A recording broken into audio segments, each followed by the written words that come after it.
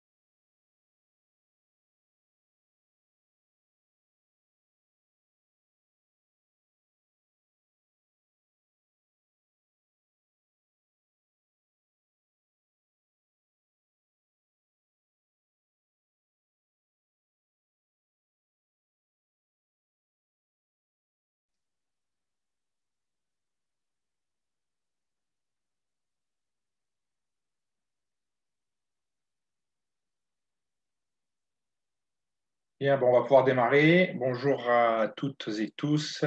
Merci de votre présence. Bienvenue sur ce second webinaire déployé par les équipes d'Adinvest. Donc aujourd'hui avec un thème qui peut paraître assez large et sur lequel on va essayer d'être le plus direct possible. Ça concerne donc le financement, les sources de financement apportées par l'Union européenne, et notamment une évolution très récente, puisqu'elle date de septembre, des décisions qui ont été prises pour réajuster et réfléchir correctement les fonds apportés par l'Union européenne.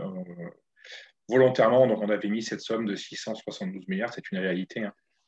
On pourra partager et faire passer des liens qui précisent un petit peu ce qu'il en est. Et l'idée aujourd'hui, puisqu'on ne pourra pas résumer tout ça en 20-25 minutes, c'est de vous expliquer rapidement en quoi ça consiste et comment est-ce que ça peut être activé, et finir en voyant comment est-ce que Adinvest peut éventuellement appuyer ces développements. Donc le titre aujourd'hui, une source d'opportunité en manière de financement européen pour appuyer sa stratégie. Nous avons avec nous Pascal Echardour, DG de Adinvest International et cofondateur. Je vois d'ailleurs que la correction ne s'est pas faite correctement. Et puis moi-même.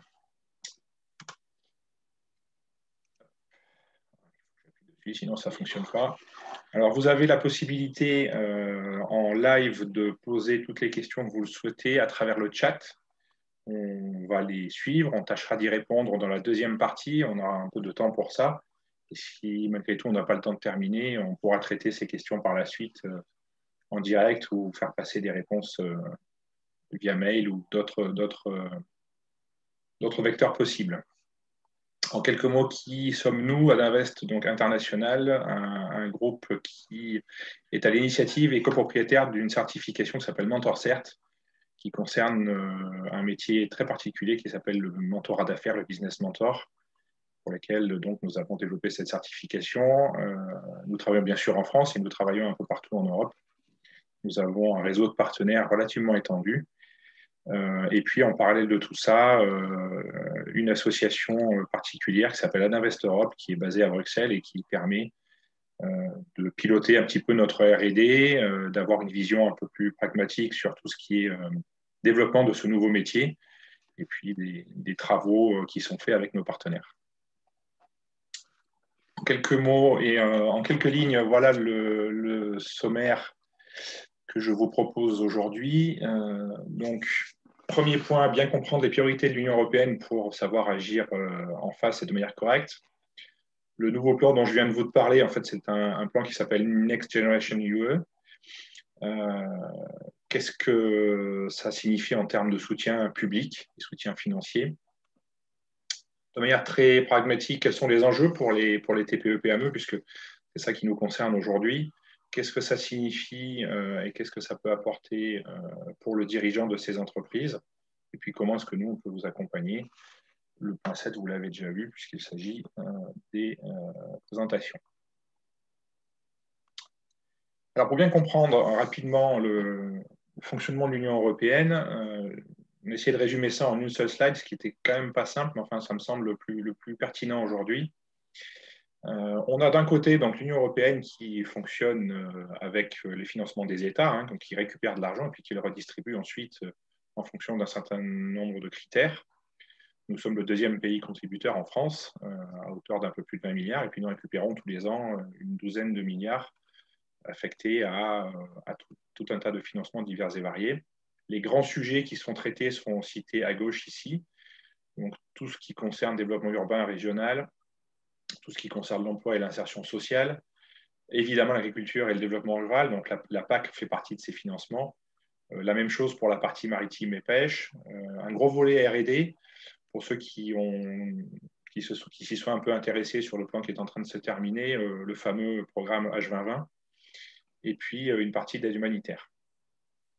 Face à ces grands axes de travail, Next Generation propose aujourd'hui 4 dimensions stratégiques qui viennent compléter ça, qui sont le fait de pouvoir travailler sur de la durabilité environnementale, développer de la productivité, veiller à de l'équité et puis travailler sur une stabilité macroéconomique au niveau de l'Union européenne.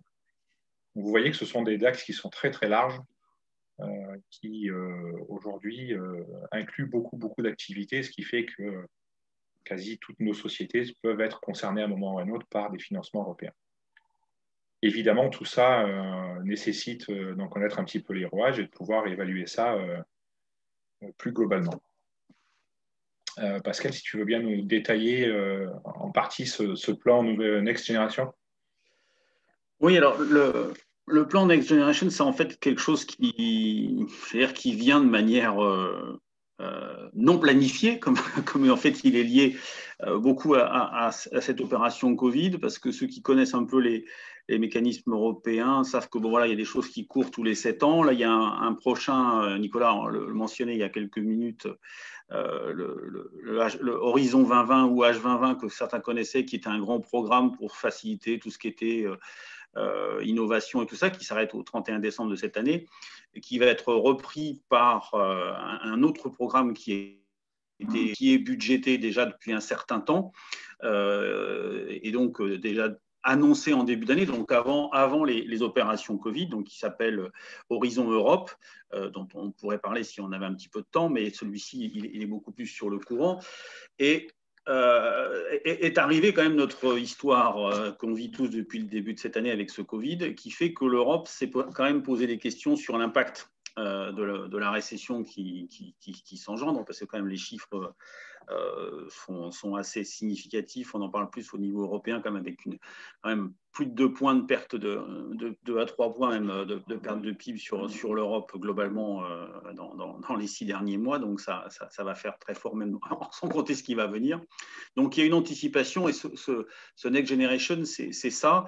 C'est vraiment de se poser la question sur un certain nombre de constats qui ont été faits, de choses qui n'ont pas été enclenchées assez rapidement par les États, un peu contrairement à ce que l'Europe avait poussé, du style la digitalisation, en particulier la digitalisation dans le service public, le fameux Green Deal dont on va dire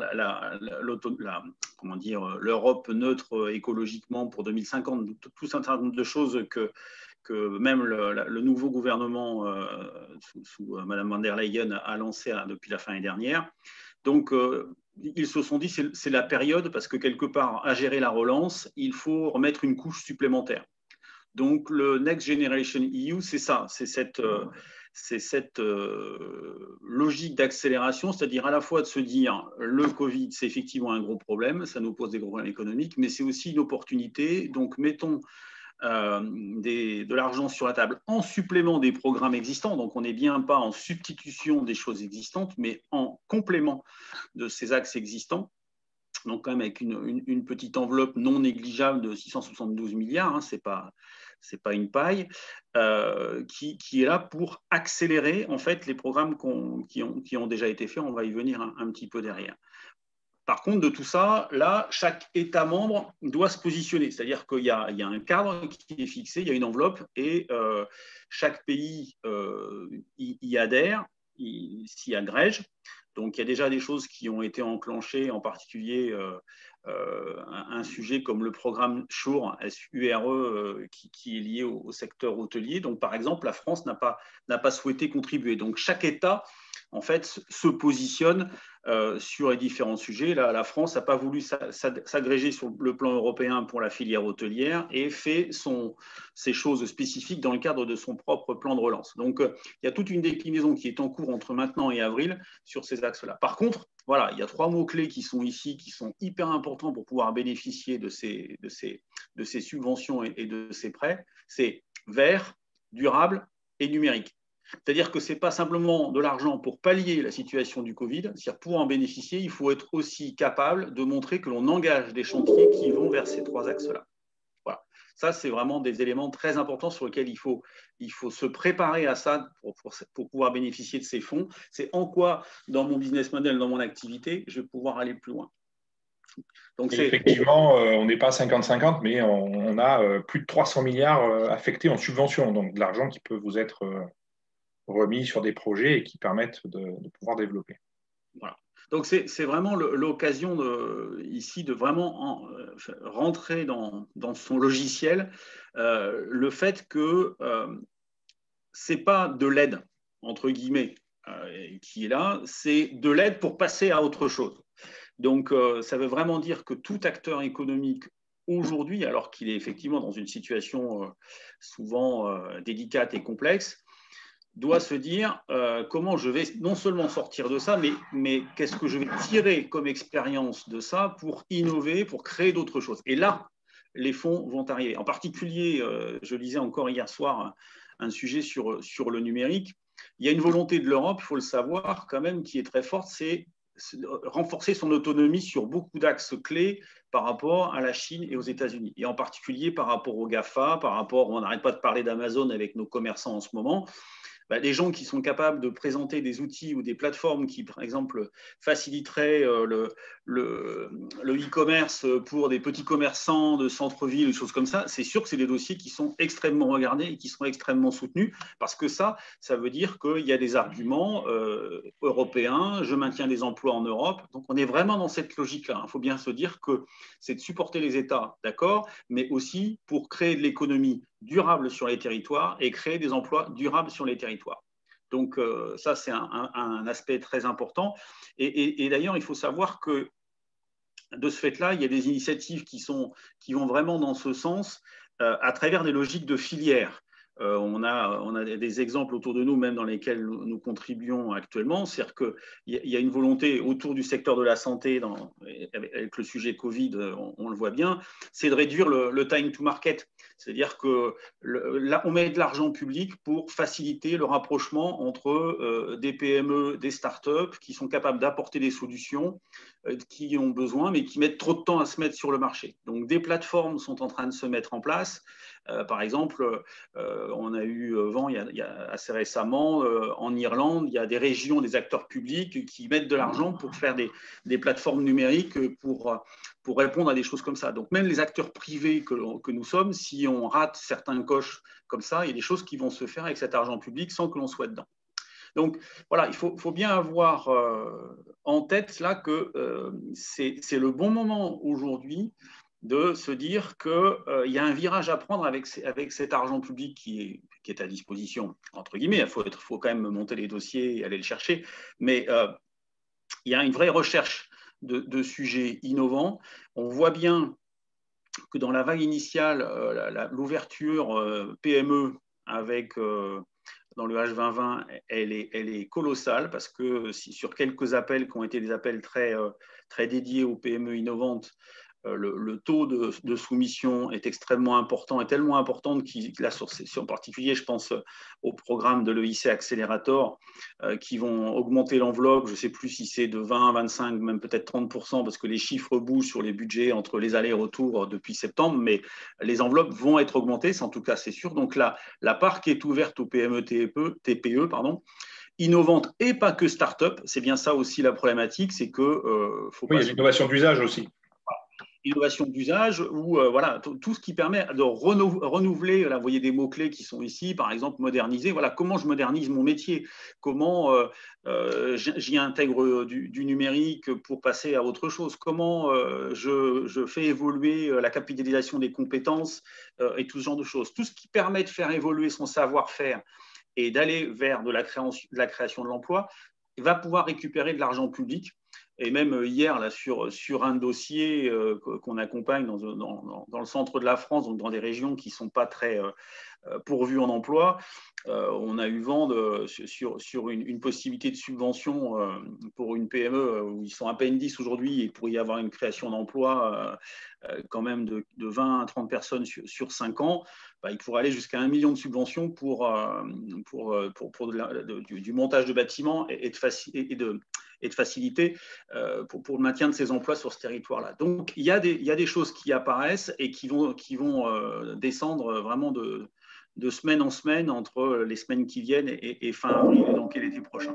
Donc, il est vraiment important de se mettre en vigilance en disant je revois mon business model, je ne suis pas uniquement en repli et en protection, certes il faut le faire, mais il faut aussi penser le coup d'après et penser à se rénover.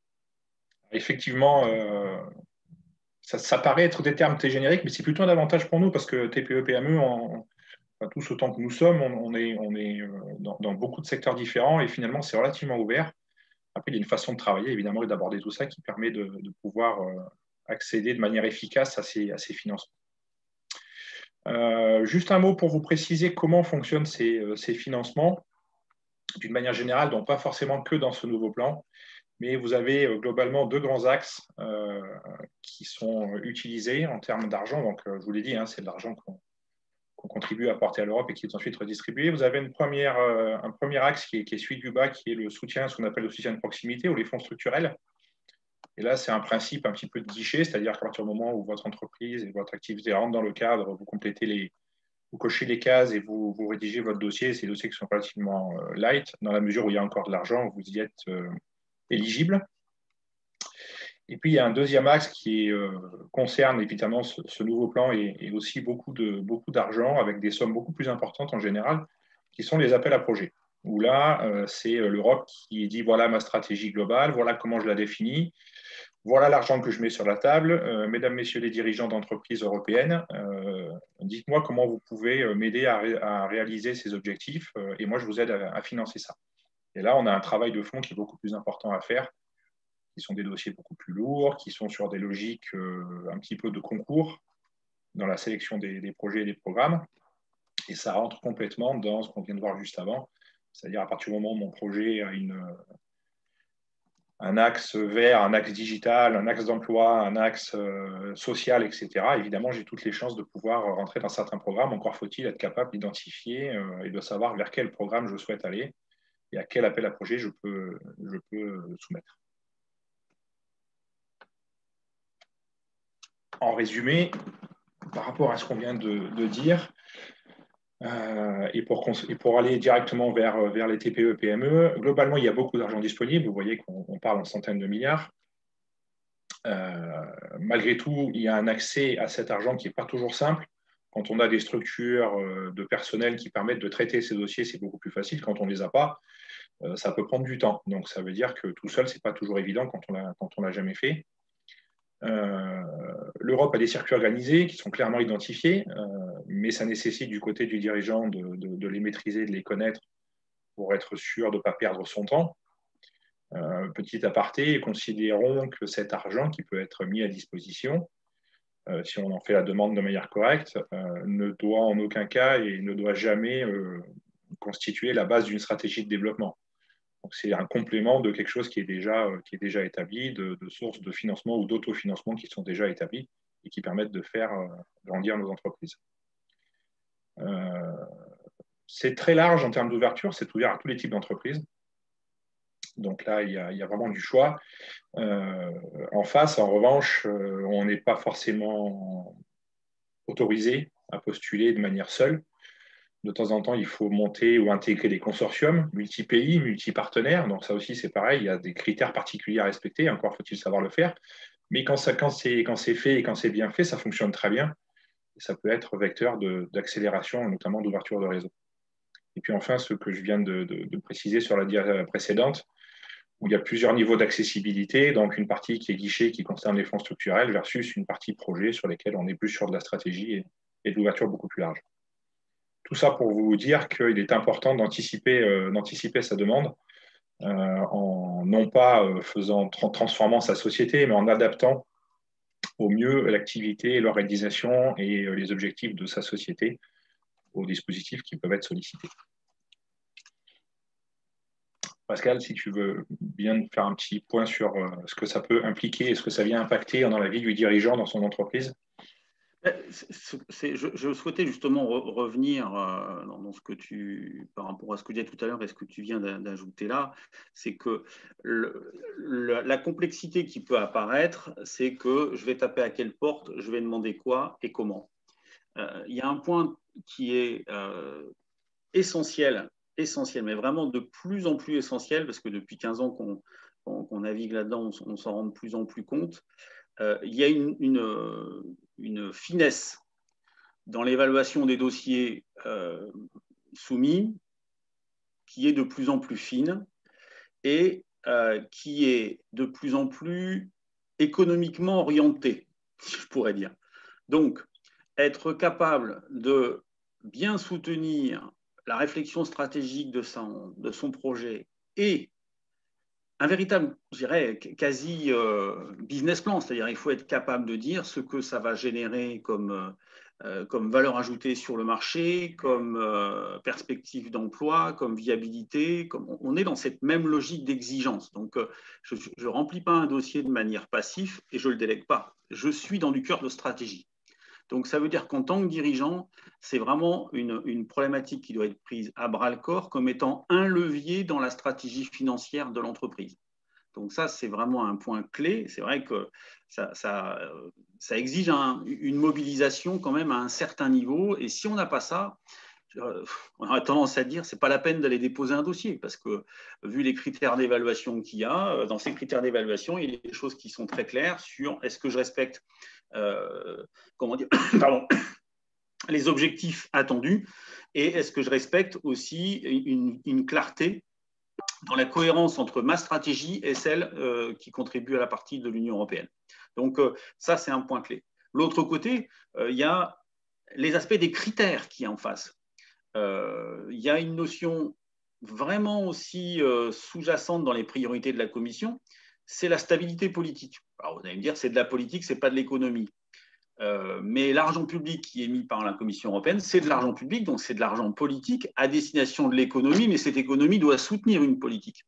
Aujourd'hui, quand il y a eu la volonté d'intégrer des pays plus fragiles, c'est aussi que si vous avez un projet qui économiquement permet de créer de l'emploi, via n'importe quoi, en Roumanie, en Croatie, en Pologne, au Portugal ou en Espagne aujourd'hui, on va vous dire, ah bah tiens, c'est bien, non seulement c'est une entreprise européenne, mais en plus, elle a un rôle social par rapport à une stratégie politique de développement d'économie dans des territoires plus fragiles. Ça, c'est des éléments aussi qu'on néglige souvent, c'est les territoires que je cible et les impacts que je peux avoir. Et c'est là où c'est parfois délicat et là sur lesquels on peut aussi nous aider, c'est trouver les bons territoires, trouver les bons partenaires sur ces territoires et en quoi ça peut être des partenaires technologiques, des partenaires qui ouvrent des marchés. Donc ces réflexions-là sont vraiment essentiel parce que on voit, par exemple, je pense à un cas en tête, donc pour des raisons de confidentialité, je ne peux pas vous donner le détail, mais quelqu'un qui était vraiment 100% sur le secteur aéronautique et spatial et qui se refusait d'une certaine manière à aller sur un secteur grand marché comme le secteur automobile pour sa technologie, parce que c'était trop loin, parce que 7 ans, il n'avait pas les moyens d'investir. Sauf que l'Europe, ce qui l'intéresse, c'est de financer ce que les banques ne finance pas. C'est bien ça aussi qu'il faut avoir en tête. C'est-à-dire qu'auprès des subventions bancaires, commissions, on ne va pas chercher de l'argent qui sert à pallier un prêt bancaire qui est refusé. On va aller chercher des choses qui sont non finançables parce qu'avec des retours sur investissement plus délicats, plus complexes. Donc là, lui, il s'est rendu compte qu'il pouvait argumenter que s'il avait de l'aide de l'Europe, plutôt que de mettre 7 ans à être sur le marché de l'automobile, il en mettrait 4 ou peut-être 5 grand maximum. Et a priori, ce sera peut-être 3 ou 4. Donc pour lui, dans ce cas-là, c'est un véritable enjeu et c'est un enjeu aussi pour la Commission européenne qui, voyant son dossier, bon, il est en pleine évaluation en ce moment, on va savoir ce que ça donne, mais la pertinence du sujet, c'est qu'il crée des emplois en Europe sur un sujet technologique dont ses concurrents sont américains. Donc on est sûr que la Commission va aussi regarder ce dossier-là. Bon, après, ils vont regarder la viabilité, mais ça a du sens parce que c'est une technologie en Europe qui va créer des emplois et qui va dans cette logique-là. Donc, on est vraiment dans le cœur de la stratégie du sujet et sur lequel il faut être capable d'intégrer tout ça vraiment dans le business plan globalement. Donc, l'implication du dirigeant, elle doit être pleine et entière pour être sûr que le dossier aboutisse de manière positive. Donc, on a effectivement... Vas-y, Pascal. Oui, là, je vois qu'effectivement, sur ce slide, il y a un point qui a été rajouté en bas sur les aspects de développement international et de valorisation. C'est vrai qu'il ne faut pas penser ça uniquement en disant ça va être pour mon entreprise qui va être à Aurillac, Lyon, Brest, je développe. Mais ça ouvre des réseaux transnationaux.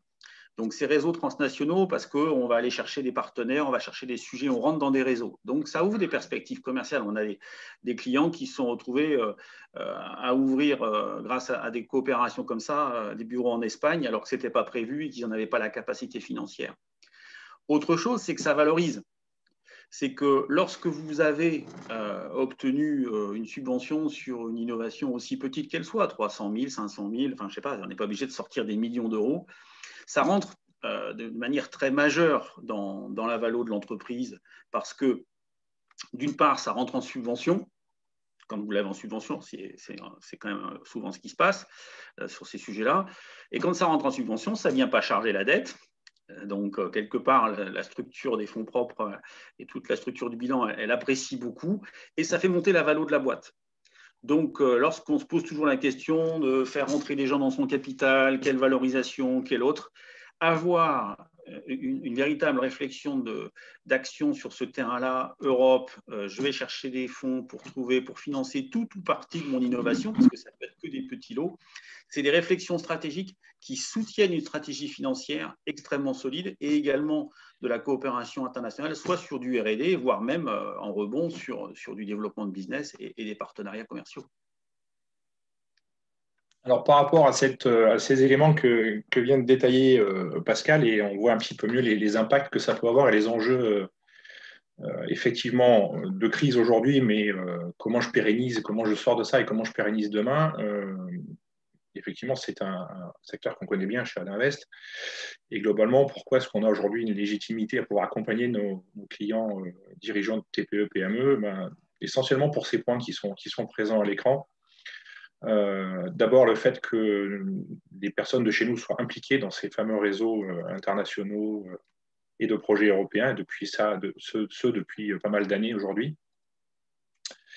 Le fait qu'aujourd'hui, on collabore avec un certain nombre d'organisations internationales, donc des associations, dont vous voyez l'impact aujourd'hui en termes de situation géographique.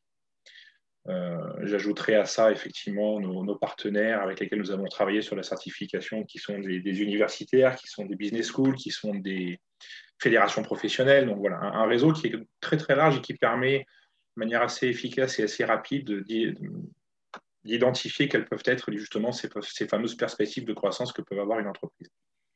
Et puis enfin, on va citer tout à l'heure notre association qui est basée sur Bruxelles, qui vient compléter le dispositif. À titre d'exemple, je voulais faire un focus sur qu'est-ce que ça veut dire que de réfléchir sa stratégie d'un point de vue international et européen, et donc de réfléchir de manière un peu plus ouverte. Si on prend le cas d'un développement de nouveaux produits, Évidemment, il n'y a pas forcément qu'un seul axe de développement, il peut y en avoir plusieurs, mais si on ne se pose pas la question, on ne l'identifie pas forcément et on ne choisit pas forcément le meilleur. Donc, challenger son business model, c'est quelque chose d'important.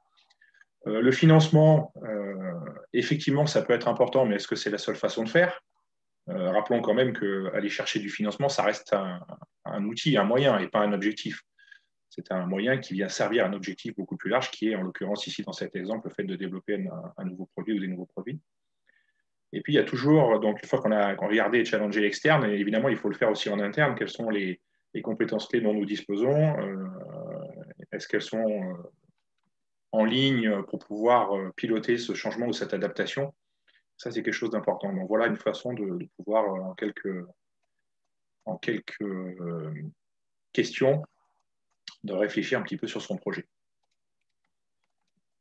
Et puis, je vais laisser Pascal terminer sur cette slide-là qui présente un petit peu ce fameux métier que nous avons développé et qui aujourd'hui sévit en France et dans quelques pays d'Europe. Oui, bon, c'est important de montrer un peu la spécificité de cette approche parce que le business mentorat, donc le mentorat d'affaires, c'est une approche quand même bien particulière de réflexion pour le dirigeant où parmi les dispositifs d'accompagnement, celui-ci a la spécificité de faire, je dirais plus spécifiquement, autonomiser le dirigeant. On peut employer ce terme-là, je ne sais pas s'il est très français, mais le rendre plus autonome, le faire développer. C'est une façon d'apprendre à travers l'expérience du mentor. On n'est pas dans une logique de conseil où, comment dire, je viens dire ce que vous devez faire. On prend en compte l'ensemble du périmètre, on prend en compte la personne, on prend en compte le projet et on accompagne la réflexion de ce dirigeant. La logique, c'est que on puisse partir le plus vite possible, presque ça, c'est que le mentor, il est là pour permettre aux dirigeants d'avoir appris, avoir passé une étape, s'être rassuré et s'être appuyé sur l'expérience de son mentor pour réussir l'opération. Que ce soit une opération, voilà, je ne suis jamais allé sur les sujets européens et il faut qu'on m'aide à y voir clair et à bâtir une stratégie là-dessus et comment j'avance. Voilà, après, une fois qu'il en a fait un, deux, trois, voilà, on a acquis les choses et c'est pareil pour une fusion-acquisition, c'est pareil pour toutes ces problématiques qui sont des nouvelles étapes. Voilà, donc le business mentor est vraiment cette personne-là et qui, de fait, je dirais, a un poids particulier, donc doit avoir une légitimité. Donc, il doit avoir l'expérience, il doit avoir le vécu, il doit avoir la capacité d'écoute. Donc, il y a un certain nombre de compétences, d'attitudes qui sont là et qui sont à apprendre. Et surtout, il sait valoriser et mettre en avant toute son expérience pour apporter le meilleur aux dirigeants qui l'accompagnent. Et voilà, on est arrivé au bout de cette présentation avec une bonne demi-heure. Bon. C'est vrai que traiter sur un sujet tel que les financements européens en une demi-heure, c'est relativement court. C'était surtout pour remettre en perspective un petit peu ce qui était proposé aujourd'hui et comment l'Union européenne avait réagi à cette crise profonde et qui va perdurer. Hein. Pour l'instant, les premières tendances des économistes, c'est plutôt une crise qui va s'étaler sur plusieurs années, du moins le temps de la récupérer. Donc, ça veut dire que… Oui. La réflexion qu'a la Commission là-dessus, c'est 5 ans. Alors, ça fait peut-être peur un peu à tout le monde, mais le plan Next Generation et ce qui est rajouté derrière sur les programmes courants, c'est sur une base de 5 années. Voilà, donc ça va vraiment se lancer sur début 2021 avec des actions massives sur les 2-3 premières, mais en courant sur les 5 ans. Alors, en fonction de… On peut espérer que l'impact ne sera pas aussi fort sur la durée, mais aujourd'hui, c'est ce que prévoit l'Union européenne, donc c'est intéressant de s'agréger là-dessus. Et pour terminer sur une note positive, et s'il n'y a pas de questions, on pourra en terminer là. Toute période de crise reste malgré tout une opportunité pour réfléchir à son positionnement. Alors des fois, on est forcé de le faire, hein, puisqu'on a un pan d'économie un pan de notre chiffre d'affaires qui disparaît pour X raisons. Cela dit, c'est aussi l'occasion de regarder s'il faut s'adapter, s'il faut pivoter largement, s'il faut se rapprocher de confrères, de secteurs connexes dans son activité. Donc, essayons de vivre ça tant que faire se peut sur des aspects qui sont plutôt positifs et de continuer à chercher des développements. Après, on n'est pas naïf, hein, on sait pertinemment qu'il y a quand même beaucoup de sociétés qui vont souffrir, qui vont probablement même disparaître. Néanmoins, regardons les choses un petit peu de manière un peu plus ouverte et regardons ce qu'on peut faire en gardant une activité basée sur du collaboratif. Voilà, on en a terminé. Je vois qu'il n'y a pas de questions particulières. Vous avez à l'écran donc les coordonnées de Pascal et puis les miennes si vous souhaitez pouvoir continuer à échanger derrière. Merci Pascal pour ces précisions. Je vous reprécise simplement que ce... Oui, pardon. Oui, je voudrais rajouter juste une petite chose. Je viens de poster un certain nombre de liens dans le chat que chacun peut prendre et charger, dont un en français, le dernier, pour ceux qui ne sont pas tout à fait à l'aise en anglais. Alors, le dernier, en fait, est un document qui est peut-être un peu long, parce que c'est un document de la Commission, qui est une communication qui a été faite au Parlement et aux acteurs économiques, y compris aux acteurs de région, sur ce que la Commission entend comme stratégie 2021 sur une croissance durable. Donc, il y a vraiment ces notions-là qui interviennent et ce document est intéressant à lire parce qu'il donne quelques piliers à avoir en tête pour être dans les clous d'une éligibilité sur les dossiers européens de demain. Ok, très bien. On en a terminé. Merci beaucoup de votre attention et puis excellente journée à vous. Dernier point, donc cette présentation sera disponible dans les jours qui viennent via notre chaîne YouTube. Merci beaucoup et bonne journée.